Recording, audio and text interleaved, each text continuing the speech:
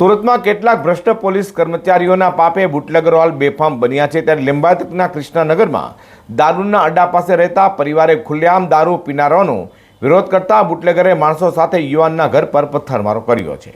સુરતમાં ફરી બુટલેગરોનો આતંક સામે આવ્યો છે। વાત છે લિંબાયત વિસ્તારની। સુરતના લિંબાયત વિસ્તારમાં આવેલા કૃષ્ણનગરમાં ચાલતા દારૂના અડ્ડાને લઈને સ્થાનિક યુવાનો વિરોધ કર્યો હતો। દારૂના અડ્ડાની પાસે રહેતા યુવાને જાહેરમાં દારૂ પીનારાનો વિરોધ કર્યો હતો, જેને લઈને બુટલેગર અકળાયો હતો અને યુવાનના ઘરે 10 થી 15 જેટલા લોકોને લઈને પહોંચી ગયો હતો અને પથ્થરમારો કર્યો હતો, જેમાં કિસમની જાન પહોંચવા પામી હતી।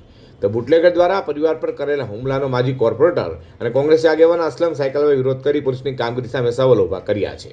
સુરત શહેરમાં ભારતીય જનતા પાર્ટીના નબળા અને નમાલા શાસનમાં દિન પ્રતિદિન ગુનાખોરી ઘટવાને બદલે વધી રહી છે, જે સરકાર માટે ખૂબ જ શરમજનક બાબત છે। ગઈકાલે રાંદેર વિસ્તારમાં એક શાળાની નજીક જ ચરસ, ગાંજા અને ડ્રગ્સનો વેપાર થતો હતો।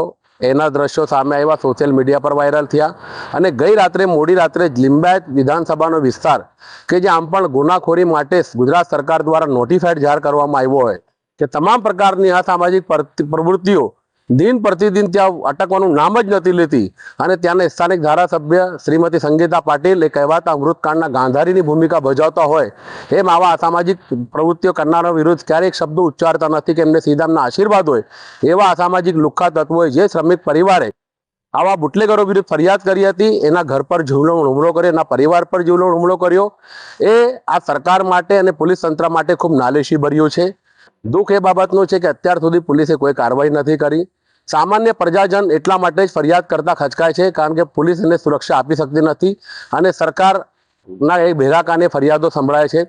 દિન પ્રતિદિન જે ગુનાખોરી વધી રહી છે, દારૂ, જુગાર, આંકડા કે ડ્રગ્સનો જે વેપલો વધી રહ્યો છે, સિરપનો જે વેપલો વધી રહ્યો છે, એ ભારતીય જનતા પાર્ટી સરકારની નબળાઈઓ છતી કરે છે।